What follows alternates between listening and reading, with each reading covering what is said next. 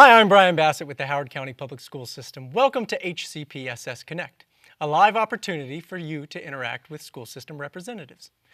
Today, we want to hear from you about the new state-mandated assessments, known as PARCC, which will replace the English, Language Arts, and Mathematics Maryland School Assessments. These will be the new assessments used by Maryland to meet the federal requirements outlined in the No Child Left Behind Act. The PARCC assessments were developed by a multi-state consortia called the Partnership for Assessment of Readiness for College and Careers to align with the Common Core standards. Maryland, along with 10 other states and the District of Columbia, will be administering the PARCC assessments this spring, and the results of this year's tests will be used to set proficiency standards over the summer. We can expect to see results from this spring's testing late next fall. The PARCC assessments are intended to measure college and career readiness. The items are more complex than the MSA, and students can answer the questions in multiple ways. The assessment is longer in duration and administered on computers. Additional information about the assessment and testing logistics are available on our website at www.hcpss.org. Today's session is focused on the ways in which the Howard County Public School System is helping students prepare for PARCC. It's our second live session dedicated to the upcoming PARCC assessment, and we will pick up where we left off from last week's session. In order to answer as many questions as we possibly can, I urge you to visit our website at www.hcpss.org, where you will find last week's session on video accompanied by the list of questions that were answered. This way, we can better prevent duplicate questions today. This is a question and answer session in which you can submit your questions in a variety of ways. The first is by Twitter. Tweet your questions using the hashtag PARCChat to submit a question. And remember to include the hashtag on your tweet, or it won't appear in our feed. The other way to submit a question is by emailing it to connect@hcpss.org. As questions are submitted, we will do our best to combine similar questions so we can cover as many as we possibly have time for. So let's get going. With me today are three district experts to answer your questions. John Ray, Instructional Facilitator of Secondary Mathematics, Terry Savage, Elementary Instructional Facilitator for Special Education, and Fran Clay, Coordinator of Elementary Language Arts. Welcome back. Thank you. Thanks for showing up again this week. How about that? You must have had a lot of fun last week. Okay, we'll get right into it. Like I said in the open, we're going to pick up where we left off last week. But let's set the stage just a little bit. Terry, I would like for you to talk, and we got into this last time, but let's do it off the bat, about the accessibility system. And we've got a slide for this. If we could bring up slide number 5 and go ahead and explain what this is. Sure. A lot of our students are used to taking online assessments such as MAP or MSA Science, for example. PARCC, I like to think, takes us into the next wave of online assessments in that it incorporates features of universal design for learning. So two things happen with that. In its simplest form, we want students to be able to receive information in different ways, but we also want them to be able to express information in a variety of ways. So PARCC incorporates what's known as the accessibility system, and that allows our students to not only manage rigorous content embedded within the system, but also use a variety of tools to be able to express it in a meaningful way. The PARCC accessibility system has 3 levels of support, and I'd like to start with the outer ring of the graphic that we just saw there. The students for PARCC have access, all students have access to a variety of features, things like highlighter tool, notepad, those types of things. Beyond that, we have a different level of support, and that support involves features that some students, if it's identified in advance, some students can access those things too. For example, text-to-speech for mathematics is one that's commonly spoken about with our school teams. The final level of support is the accommodations. So students who have 504 plans, are English learners, as well as students with IEPs are afforded access to certain accommodations, just like they were for Maryland assessment. Great, thank you. And we may refer back to that graphic throughout our discussions today. Okay, let's move on. And there's one other thing, a little bit of housekeeping that I'd like for us to do prior to getting into the community's questions as they've been coming in. And Fran, we'll start here with you. Please talk about the differences in questions, question formats, responses, and the way that students are answering these questions from old tests to PARCC. Okay. The first most important difference is that this test, PARCC, now is aligned with our Common Core state standards, Yes. or Maryland standards for college and career readiness. And so where MSA wasn't as tightly aligned, whatever we're doing instructionally in our classrooms is being supported and assessed by this test. So there are some various obvious differences. You want to pull Maybe up we this can first pull up slide slide? 7, Right. and you can And- talk about, and- this is the old test. Okay, correct, in the old once it comes up. test, okay, this was a typical question for vocabulary in the old test, where basically it's just pulling a word out of space. This is the word, what are two synonyms for the word heap, and there are some answer choices being given. What you'll notice in the new test Slide is 8. vocabulary is still being assessed. However, it's grounded in the text. We want to know how the students are able to determine the meaning from reading a passage in the text and picking what they think it means. That would be part A. And then slide 9. And slide 9 is finding details. What support did they have? Why did they choose that answer for part A? So I think that in this one it was that they were turning a warehouse into a rescue center. They're transforming something. Yes. So they just don't give the answer for what transforming means, but they have to show how they know that to be true. Good. And now, if we can move on to slide 10 and move through 10 and 11, you wanted to provide a little bit further detail on this from last session, Right. correct? Another feature of PARCC that distinguishes it from MSA is students are also often asked to look at multiple text. They're reading several types of text, including video, audio, listening to pieces as well, Right. that they pull together, and we'll probably get more into that a little bit later. So this is a question, this is a 7th grade question where they're answering a question about Amelia Earhart. They have 3 different readings, and it's setting up that you have to consider the argument that she was a brave individual. And then going back, and we'll have the next slide, they're going to write an essay here analyzing it. But the selective response questions that they work on before they write the essay all lead them to preparing them to write that essay. So here they're being asked to, actually there's a technology feature, click on facts that support why they think she was brave. Why is this approach better? It's much deeper. It gives us a much more comprehensive look at what the students know and are able to do. It's more as we solve problems in the real world, where there are varying viewpoints that we can take into account, but we're asked to prove our answers, and why do we think so? Why is this important? Good. Okay. John, from the math perspective. Sure. If you want to cue up slide 12, talk a little bit about the differences between math MSA and then PARCC mathematics. There you go. This is a grade 6 item from the math MSA, and essentially you've got a scenario here that would be followed by multiple choice items. This is assessing essentially a little bit of mathematical reasoning and then some procedural fluency, arguably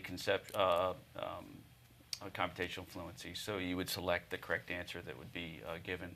Move on to the next slide, slide 13. Here's what is, I think, vastly different with PARCC. This is a grade 6 performance-based item. And so you have a scenario here about marching band with 3 bands data. And essentially what we're doing is we're, in part A, taking a look at all 3 of those bands and calculating the ratio. So the ratio of, I think, the number of brass instrument players to percussion instrument players. So students would then be able to put the correct response in that box, which I believe is 3. And then moving on to part B, using that information, we're going to take that ratio and we're going to calculate the number of students that should play brass instruments in this band of 210 students if 80% of the band would be made up of percussion and brass instruments. So students are being asked to reason mathematically, but also show and explain all of their steps. So in there, they would put the correct answer, which I want to say is 168, as well as the steps that they used to determine that answer. And so that's, I think, They'll be showing their work online. well, they'll actually be explaining their work in that box. That's a good point, Brian. Students are going to have access to blank paper. They can even have access to graph paper to generate any kind of calculations or student work that they want to, and then take those responses, take those representations, and then input them into the computer in that box. Okay. Now, you wanted to go a little bit deeper. Yeah. Correct? You had a few more slides that we didn't have available Yeah. last time that you wanted to show. Yeah, if you take a look at slide number 15, what I wanted to show is what exactly students are going to be assessed on in terms of scoring, and also what a sample response might look like. So here's a scenario in grade 3 where Cindy's trying to find the quotient for 27 divided by 9, and she incorrectly says that the answer is 18 because addition, not multiplication, is the opposite of division, and 9 plus 18 equals 27. So here on slide 16, the student is actually critiquing the reasoning of Cindy. And so you can see you have a box there where a student can enter their explanation into the space provided, but you also have those math symbols. We call that an equation editor. So a student can use any of those symbols in their written response over there. And then on the right-hand side where it says number 6, part A, here's an actual description of the score and the score points for part A. So here's a sample student response. It could be as simple as, Cindy thought the addition was the opposite of division, and they may support that with the correct equation in there. And they're getting either 1 point or 0 points for it being correct or incorrect. And then when you look at part B on the next slide, we're asked to show or explain how Cindy can correct her reasoning, okay? And same thing, over on the side there you have the open field where the student can enter their answer and work or explanation into the space provided. You have the equation editor symbols that they can choose from, and then click on the next slide. Let's take a look at how this would be assessed. So total of 2 points for part B. And in the upper portion there it says reasoning component. The student explains that multiplication is the opposite of division, and here's a sample student response. A student might write, to find the quotient of 27 divided by 9, I need to know what number, when multiplied by 9, has a product of 27. And there's the computational component. So as you look through those notes there, you can see some reminders for the scores, some elements there of what the response may include and what the scorer needs to consider when scoring this, but also what a 1 out of 2 might look like. So the student response includes maybe one of the 2 elements above, and then what a 0 would be, which would be an incorrect or even irrelevant response. John, when I look back at the slides and I see the old state test, and it Yeah. was a word problem. And then I listened to what you just went through. Yeah. And I'll be honest, math wasn't my strong suit. Okay. It seems complex to me. Yeah. Is this more complex than what the MSA was assessing? And are students really prepared for this level of complexity that I'm hearing? Yeah, a couple things. First, in the MSA, we did have sort of multi-part questions. So we had word problems, we had part A's and part B's, we had written responses. We've seen that in the past, so this isn't new. Second, instructionally, this is very similar to what students see in terms of task work in the mathematics classroom. So yes, PARCC is intended, particularly with the performance-based assessment, to be more rigorous. But the standards that we're teaching are intended to be more rigorous, and instruction's intended to be more rigorous. And I think there's a better match now, like Fran said earlier, to instruction than the Maryland School Assessment and the instruction we've been providing for the past 3 or 4 years. Let me jump in real quick, if we can stay here and along this line of discussion. And John or Fran, either one can respond to this. And I'm going to ask the question the way that the user submitted it. They say that they've seen presentations on YouTube regarding PARCC assessments, and the educators indicated that some questions on the tests may be purposely overly hard in order to assess the students' abilities. Will the students be emotionally prepared at school for this so that they don't panic or get discouraged while answering questions? Let me start. Sure. Okay. I think we first have to lay the groundwork for our expectations as teachers in Howard County. Every day in our classrooms, our students are preparing for their futures, and we want them to stay on track and be ready to show what they know and are able to do. And so we spend a lot of time and effort in building their strengths, building their confidence, giving them tasks at which they feel successful and feel supported when they meet challenges. So yes, these questions are difficult, but our instruction is held to a higher standard because our students deserve that. They deserve to be faced with things that stretch them intellectually and challenge them. But the teachers are there, and they've designed their lessons to support their work along that path. Good. Thank you. Anything to add? Yeah, I would agree. I think in mathematics, for years, we've been designing tasks that are rigorous, that in many cases I think far exceed what we're going to see on PARCC. So I think students are used to that. And I do think that we do, as a community, need to think about the fact that we should prepare for realistic results right here. I mean, this is a much more rigorous assessment than the Maryland School Assessment. At the same time, it is assessing grade level or course level standards. And so when we look at this first year, I think that we're really excited about what we're going to see and what we're going to learn, but also I think we're realistic about this is going to be a multi-year initiative. This is a process that's going to take many years, and we're going to continue to grow every year for, I think, a long time. Good. Can I jump in to Yes, add ma'am. to that? Absolutely.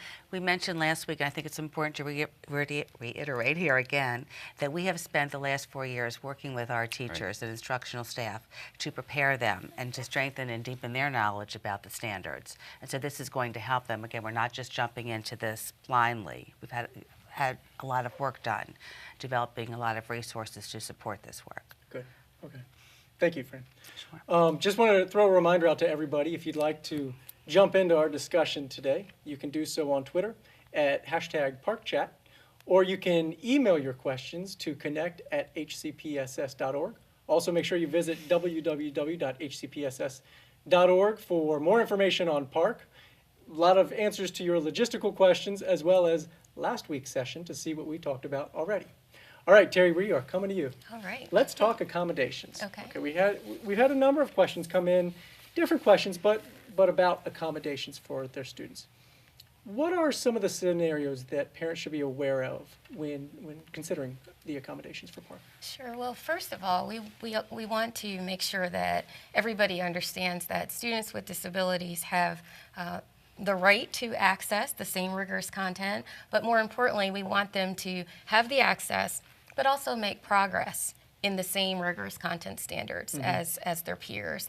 And so accommodations are not meant to change the conceptual difficulty. It is meant to reduce or eliminate the barriers. And those types of things then allow a student to be able to show what they know. There are several scenarios that parents and teams need to be aware of as we're transitioning into PARCC. One of those scenarios is that under Maryland, there are certain accommodations that are no longer allowable for PARCC.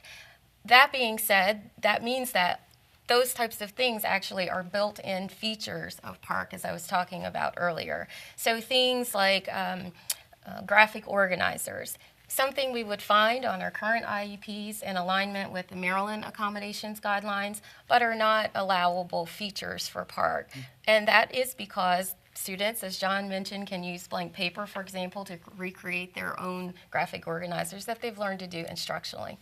Another scenario has to do with accommodations that are currently allowable, but now are things that teams will have to make careful decisions about for students in terms of PARCC. So one example that I like to talk about sometimes is the whole idea of that verbatim reading of selected sections. For PARCC, students would either have the entire test read to them, or they would access some of the other features and supports.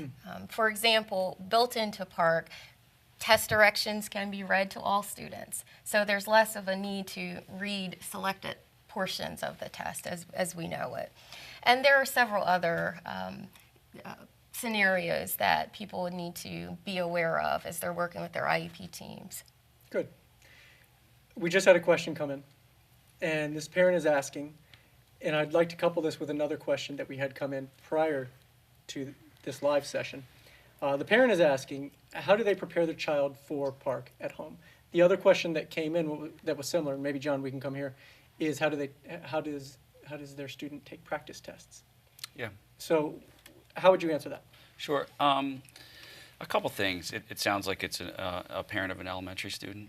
Is that correct? It doesn't say. Okay. Well, let's start there. In all of our elementary schools, we have elementary technology teachers. So if the person's concern is about taking an online assessment, that's certainly one that as a parent of three children taking the PARCC this year, I always I worry about two. Couple things. One, we have elementary tech teachers in all of our schools.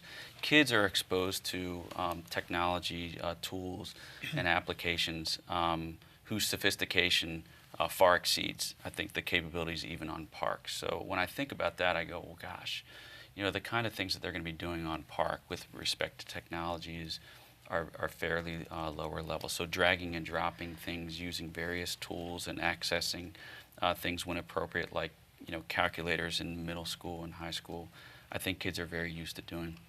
The other thing is, when we think about PARCC, the reason why we're doing it online in many ways is it improves the efficiency of the testing experience, but also the scoring. So, it's going to be scored by the computer partially, but also by humans. But kids have access to these tools at their fingertips that they don't have to reach for, or look for, or try to find around there.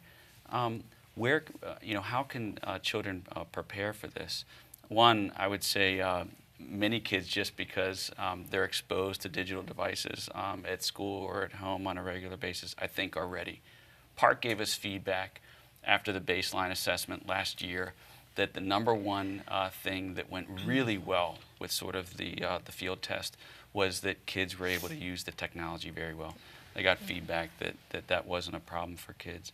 The other thing that I think we all need to be aware of is Howard County gives other online or technology-driven tests. So we give MAP to kids as early as first grade. So this isn't the first opportunity for kids in our school system to utilize an online platform.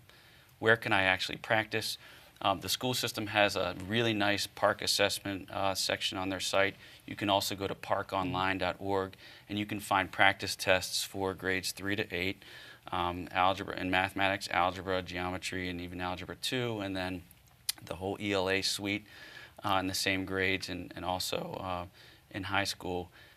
What's also nice about it is the answer keys are up there. So like I showed earlier, if you want to take a look at what would a typical response look like, you can see that. We encourage parents and family members to go on there and take a look at what the testing environment looks like and try it out for themselves. And Fran, how would parents, beyond the technical aspects of the test, administer the online help their components? child? Yeah, how can parents help from an English language arts standpoint, preparing students for some texts that are long, perhaps longer than what they've been reading in school? And I've taken a practice test, a fifth grade practice test. They're not easy texts. How can parents, beyond what the teachers are doing in the classroom, assist their child? First of all, I think it's important for parents, and I think our teachers do a good job of this, is to help them understand the standards. They first need to understand what are we teaching them and why. And so that helps at back-to-school nights, at parent-teacher conferences. There's this communication that goes on between this is what our standards are teaching, and this is how we're going to assess them. In the classrooms, we've created sample tasks that mimic the format of PARCC, so it gets children used to using some of these features. In response to your question about the length of the text, we are increasingly giving our students experiences to read and engage in longer periods of time for reading and discussion. That's very typical of all of our classrooms. That the old DEAR, it was called Drop Everything and Read, or SSR, Silent Reading. I remember when John was a teacher in his classroom watching him do it. It's increasingly important because we want to build children's stamina for reading. I'll tell you now, if Fran starts telling stories, I'm in trouble. I know stories about you too. Yeah, I know. We've got a couple questions about some of the subjects that are tested by PARCC, and I'd like to refer our users and our community to the website, hcpss.org, for more information. A lot of that can be found there. I think you'll find a lot of answers to the questions that are coming in about what is actually tested, what subjects. Okay, let's move on. This was a question that we had come in at the very end of last week's session. John, it was directed towards you. What happens if a student takes Algebra 1 in a private school during middle school and then goes to a public high school? When and how is this child assessed? Yeah, that's a question that we're still awaiting some direction from the Maryland State Department of Education, but I can comment on sort of the current practice. Okay. So scenario is a student, let's say in a middle school, takes Algebra 1, passes that course at a private school, and then transfers into Howard County. So what happens with that? So if they pass the course, they fulfilled sort of that portion of the graduation requirement, passing Algebra 1. In the past, what we've done under the Algebra Data Analysis High School Assessment is the passing score, the minimum passing score, is assigned to that student. We've heard that may be the same practice, but we're not, we haven't been given sort of the final word on that. So. Okay. That could be what happens in this case too under PARCC. Okay, good. Thank you. We talked last time about the length of the test. And when you go to the PARCC website, it states 8.5, 9 hours, which is an imposing number. Right. We talked about how that number isn't necessarily the amount of time that students will be sitting taking the actual test, correct? Correct. We're thinking maybe 50 to 70 minutes in a day for 3 days. Yes. Still correct? Still Yes, good. a little bit longer, but that doesn't include direction time. Okay. So doesn't roughly include- the sessions are about 75 minutes, 75 to But 80 they're minutes. allotted But the 8.5 yes, to 9 yes, hours. yes. Good. With that, do any adjustments to curriculum and instruction need to be made to accommodate the time away to take the assessments? Again, the advantage of PARCC is we don't stop and teach test prep skills as perhaps went on in the past, not in Howard County, of course, but in other places, because our curriculum is so tightly aligned to what is being assessed in PARCC, that through our regular instructional opportunities, students are given the chances to they're given the chance to share in these types of experiences, use a computer, engage in lengthy reading and writing experiences. So their curriculum provides them with what we're teaching and assessing on the text. Okay. John, are we teaching to the test? I hope so. I think, particularly in mathematics, I think the best preparation for PARCC is what we're doing instructionally. So teachers are engaging students in rigorous tasks on a daily basis that require students to reason mathematically, to create arguments and critique the reasoning of others, and to model mathematically. And I think that's what we'll see on many of the items on PARCC. And so I think our students will be ready and will get increasingly better at those types of items. And I don't think, like Fran said, that schools will have any need to shut down instruction for a week or a couple weeks to prepare for a sort of skill-based assessment, because that's not what PARCC is. Okay, good. Thank you, guys. Terry, question just came in. This parent has a 4th grader with a 504 attention deficit disorder. How long are the portions? They ask how long are the portions of the test, and is extra time? And we talked about that just now. But is extra time easily given for the students that need it? Well, PARCC builds in to the assessment additional extra overage time. The session lengths vary by discipline and by level. However, with all of those sessions, there's the time built in. So for students who have a 504 plan, their 504 team can actually meet and discuss whether or not that child can be afforded extended time. Extended time is an accommodation that students who have disabilities can access. And so with that, the extended time then becomes the amount of time that team decides the student needs to engage in the assessment above and beyond the time that's already built in. Okay, good. And we talked a little bit last time, but the best thing for them to do is contact the school and set up an IEP meeting Absolutely. or a 504 A meeting? 504 Yes. meeting, IEP team meeting. Parents certainly are encouraged to discuss those options they have for documenting park accommodations with their school team. Good, thank you. This is fun. We've got questions flying in. If you want to get in on a discussion, we've got about 30 minutes left. Twitter, #ParkChat, or email connect@hcpss.org. Let's keep moving. John, Sure. this one's for you. The question is, my daughter is in 3rd grade studying 4th grade math. Will they be taking Park for 3rd grade or 4th grade level math? 3rd grade this year. Okay. Very good. Let's stick with you, John. The people like John. They want answers from John. This is a technology question. Sure. This parent has a 3rd and 5th grade students, and they say that why aren't they learning more on computers when they're going to be tested on computers? Yeah, so I also have a 3rd and 5th grader at home. There is a mathematical practice that we want to instill in students, and that is to use appropriate tools strategically in the mathematics classroom. And sometimes those happen to be technology tools. So sometimes it's appropriate for students to, select to use, let's say, a tool like a calculator, or in middle or high school, a tool like a dynamic geometry piece of software, so like Geometer Sketchpad or GeoGebra, to help them model solutions. We want to be careful about using technology for technology's sake, because we want to make sure we're prepping for a test. So I said earlier that one of the main purposes of doing Park online is to improve efficiency of the testing experience, but also the scoring experience. I think that the tools that they're going to be using in many cases are just trying to improve that efficiency. However, there's nothing that can substitute for a student engaging, even struggling sometimes through a rigorous problem, and doing that with another student and engaging in conversations where we're really talking about our reasoning and our strategies, and maybe even addressing some of the mistakes and misconceptions we have.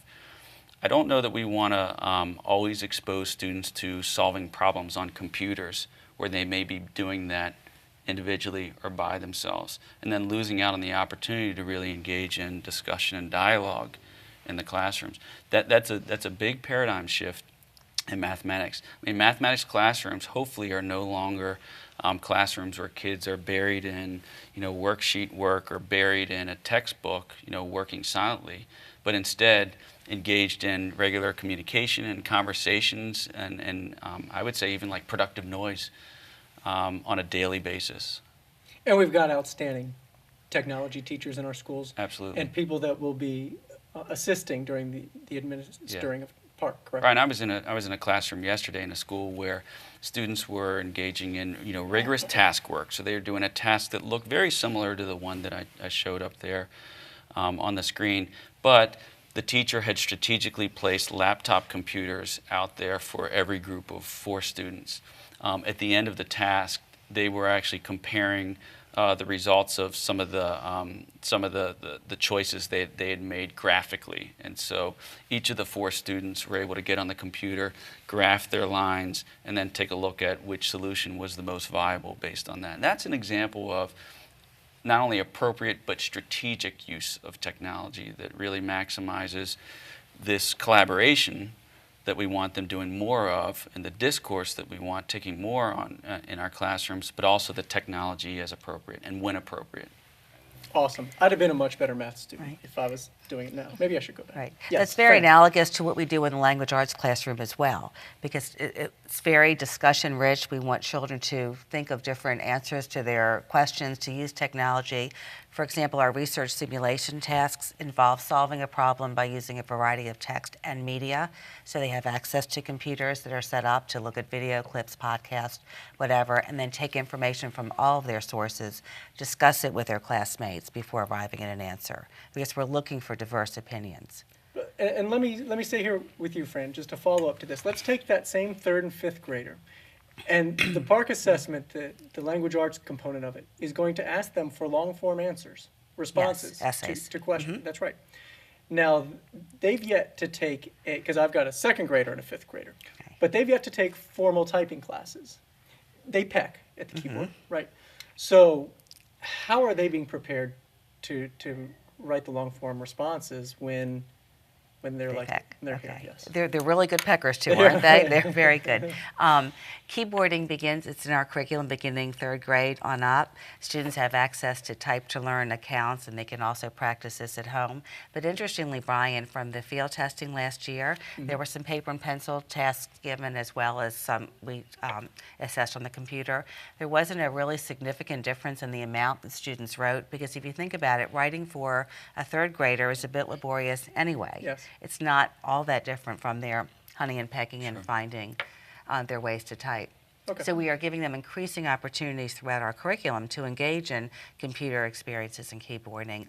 Something we mentioned, a program that we just bought for all of our elementary schools is called Core Clicks, which is equipped to, expose the children to online resources, and they have the opportunity to put in their answers as they will encounter them on PARCC. And has that been rolled out to all the elementary schools? Yes. This They're year, all of currently our schools using it? have it, yes. And this is a beginning process. This is our first year, and we have to remember we're only 6 months into this school year with really getting students ready for these types of opportunities, but we're very encouraged by what we see. Good. Let's keep plugging away. Questions are still coming in. John, why is the Algebra 2 PARCC being given if it does not meet a graduation requirement and is not a component of student grades? Right. Well, I'd argue the grades 3 through 8 assessments aren't a graduation requirement either. The Algebra 2 assessment is very important for a couple reasons. One, we will receive data during this baseline year. Schools will receive that data we mentioned earlier around November, and parents will see that data in December. So it's still, during the first half of the year, we're going to be using that data, as well as data from multiple other measures and data from what we hear, from teachers and what they're seeing on a daily basis, to continue to make, decisions about support students still need, and or opportunities for advancement and acceleration. So the data is not going to be ignored. It's going to be very important data. The other thing is, PARCC is part of a consortium of 9 states and Washington, D.C. So that data is going to be really important to determine during the standard setting process, what are the scores for passing. And if you think about Algebra 2 and mathematics, that's the last PARCC assessment in sort of the grades 3 through 11 or 12 continuum. So that's going to be the assessment where we're going to get data to say, in mathematics, this student is college and career ready. And with respect to students that are going to 2-year or 4-year school, what we're going to be able to also say is that, first, student with pretty good certainty, students should be able to go into a credit-bearing college algebra or introductory statistics class and do well. Okay. So I think that's why it's really, really important. So we don't want to send the message to students that this is something that you can kind of blow off or ignore. The data is going to be really important, and there will be individual student data and school data and district data and data by state that we can use to compare student performance, but also our performance as a district among Maryland and other states. Good. Terry, will my child be able to use their assistive technology needed during instruction when taking PARCC? Absolutely. Fran was talking about the writing that is required, and our students with disabilities use certain assistive technologies during instruction. They will be able to use those same assistive technologies for PARCC. So whether they're taking the online assessment or the paper-based testing version for PARCC, which is an accommodation, they will be able to use those assistive technologies. Another accommodation that came to mind when Fran was talking about the writing is the use of a scribe accommodation. So some of our students will be able to access a human scribe, and that person is trained to be able to express that student's thoughts, their responses for them, the same as we do now. Great. Moving right down the line. Fran, you're up. Okay. Question is, from my understanding, there's no passing score for this year and next year's PARCC English tests. Is that true?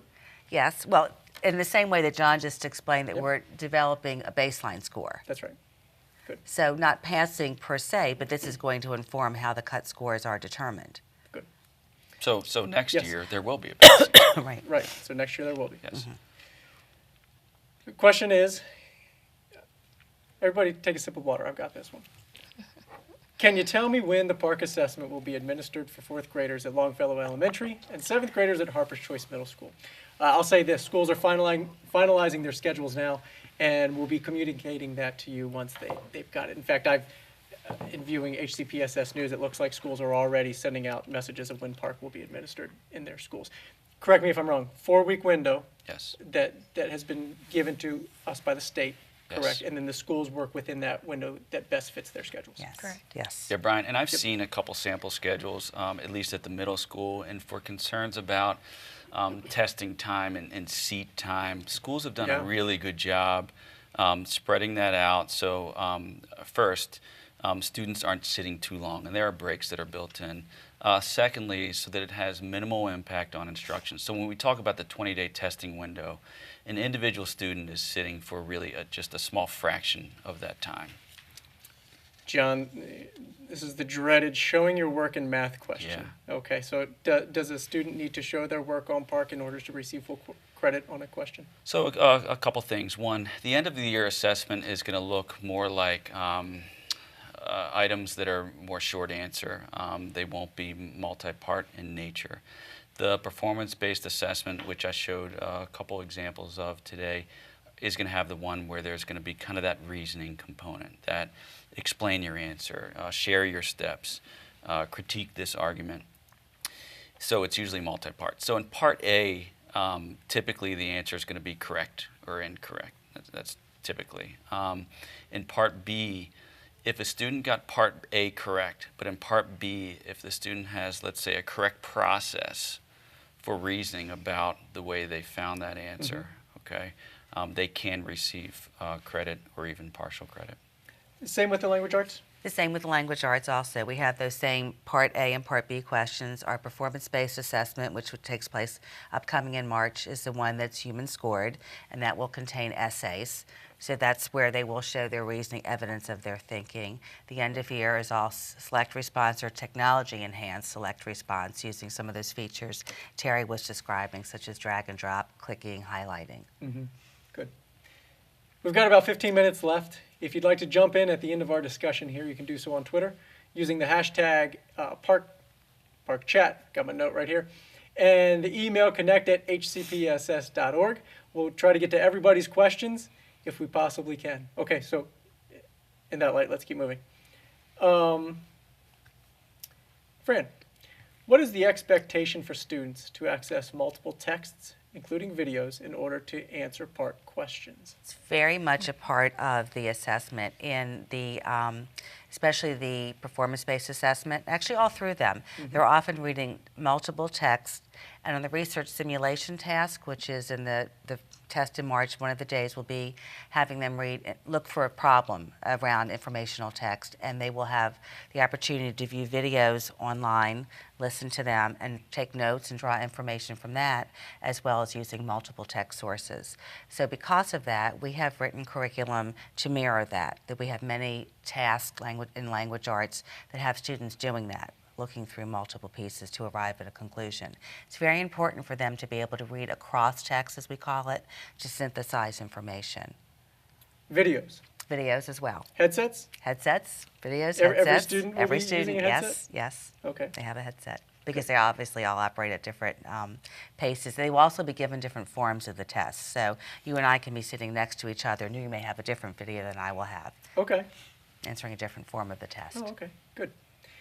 Terry, another accommodation question.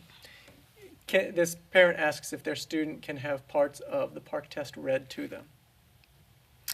So I mentioned earlier, unlike the Maryland guidelines for PARCC, either students will have the entire test read to them through a human reader or text-to-speech, or they would have to use the other embedded tools and supports and things to access that all students can. For example, in math, text-to-speech is available for everyone.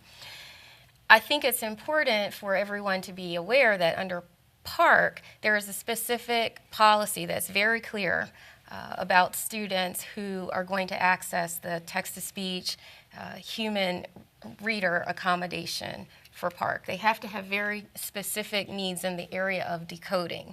That is a shift from what we currently know under the Maryland guidelines, where students may have been able to have that type of accommodation if they had comprehension needs or fluency needs in addition to decoding. For PARCC, it's very clear. It's only for students who have decoding issues.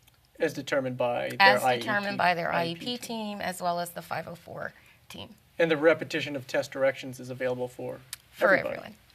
Good. Thank you.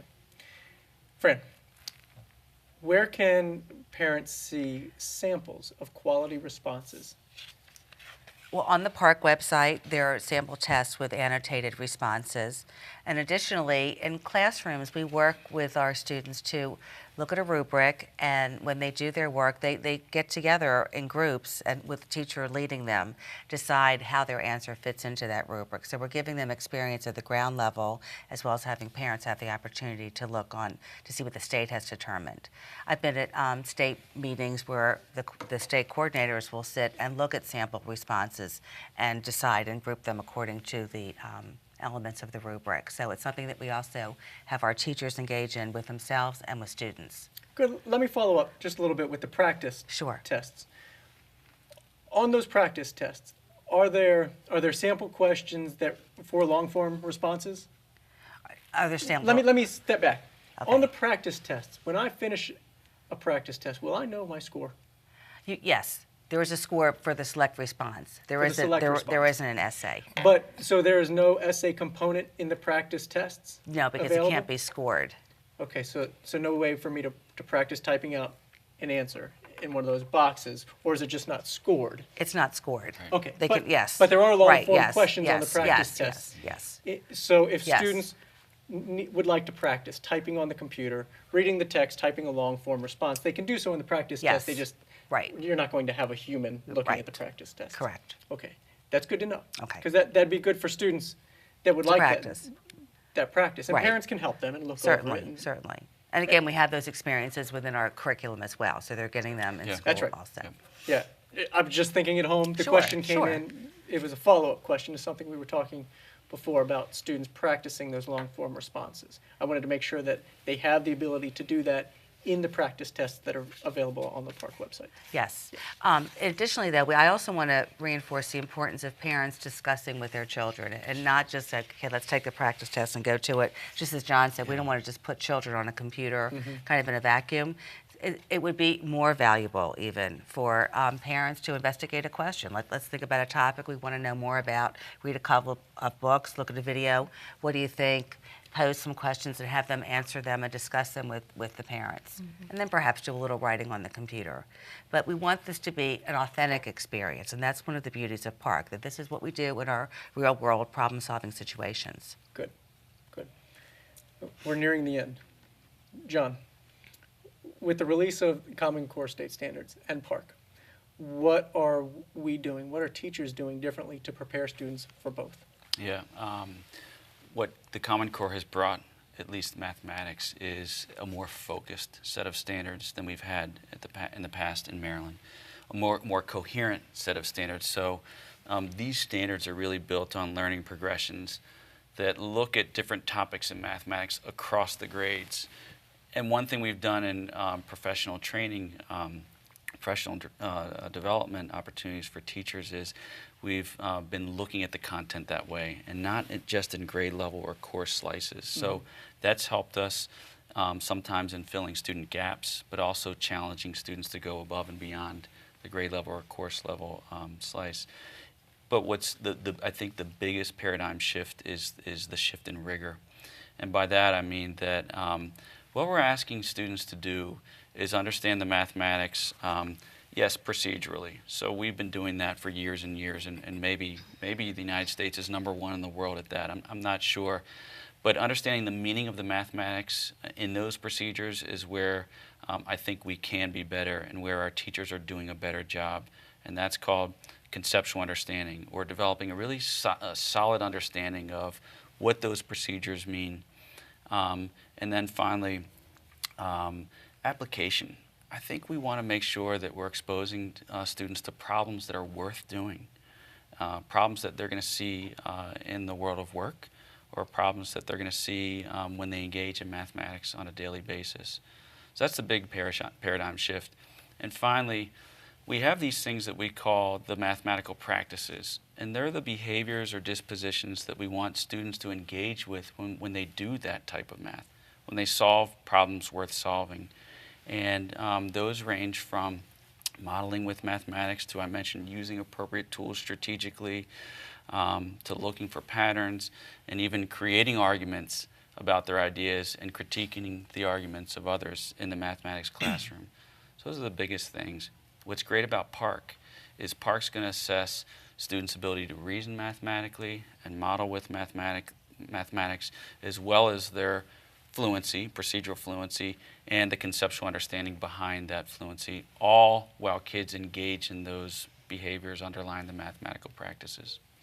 John, well, let's stay here. And I believe we touched on this earlier as well as last session, but I want to make sure that everybody hears their questions answered today that are asking them. Just briefly talk about what went into piloting the test last year, and then how that information was used to create the PARCC assessment. So the item development has been going on for a while, for actually a couple years. And when PARCC was ready to field test last year, they did it around the same time that we were assessing the Maryland School Assessment in Howard County. And so a sampling of students from schools were selected to participate in that. They try to simulate the same type of testing environment that we're going to be actually implementing in a couple weeks here in Howard County, and they field tested items. Now, those items were looked at by PARCC. We didn't get data back as a district about our performance because the intention was let's take a look at this. Let's kind of field test the infrastructure and the ability for schools and school districts to handle the technology requirements. Let's take a look at these items. Let's throw out items that weren't so good, and let's maybe keep items that are good and develop more like them. And so that was the process. So there are some students and many teachers that have been exposed to this.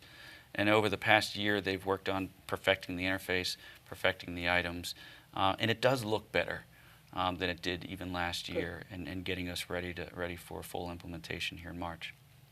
We've got time for one more question. Okay. And we're going to stay with you, John. Okay. So it's a final math question. Here it is. Since math seems so content-driven, where can I go to find out exactly what my child should be able to know and do in a specific course, grade level, or topic? Okay, good. And I do want to plug a great resource that we developed and released this past August. It's called the HCPSS Family Math Support Center. And you can find it either linked to the math section of our homepage or by going directly to hcpssfamilymath.weebly.com. On that site, you have three things. One, you have what your student is learning in each of our courses on a day-to-day, week-to-week, unit-by-unit sort of basis for all of our grade levels and all of our mathematics courses. You have video-based lessons that help families and students understand maybe new math concepts or concepts that are still unfamiliar to them. And then you also have the opportunity to look at some practice items. The practice items on there look very much like the end of the year PARCC items, so I encourage people to look at that. But when you look at, I'll use grade 6 as an example. When you look at a unit within the grade 6 mathematics course, what you'll see in the bottom left-hand corner I think is extremely valuable. It's a section called What Does Mastery Look Like, for this unit? And as a parent of a 7th grader who's kind of getting up there in mathematics, one concern I know a lot of parents have is, man, I don't know if I can even remember all the mathematics I did when I was in 7th grade, let alone 12th grade. Where can I go to find exactly what my students should be saying and doing and thinking around this topic? Well, that's what that section's there for. And by the way, that section was developed based on what a strong command of the subject would look like on PARCC. So I encourage people to go to that resource and take a look at the content that's there. Awesome. You all were outstanding. Thank you for Thank committing you. Thank you for 2 having hours us. Thank Very over welcome. 2 weeks Our to this pleasure. process. This was a Sure. lot of fun. And we've received some terrific feedback on this process and the transparency that we've provided here. And I appreciate that. Thank you. Thank you. Thank you. Well, that's all the questions that we have time for today. First, I'd like to thank all of you who joined us and submitted a question. I'd also, of course, like to thank Fran, Terry, and John for taking the time to ensure that our community has the information that it needs and an overall better understanding of how we are preparing students for the upcoming PARCC assessments. Finally, thank you to the outstanding team of people that we have working here behind the scenes of HCPSS Connect. We know that new assessments can be a difficult transitions for students, parents, and teachers. And as a parent of 2 students that will be taking the PARCC assessment myself, I appreciate the answers that I heard and the information that I received over the past hour. So on behalf of Fran Clay, Terry Savage, John Ray, and everybody that participated on HCPSS Connect, I'm Brian Bassett. Thank you for joining us.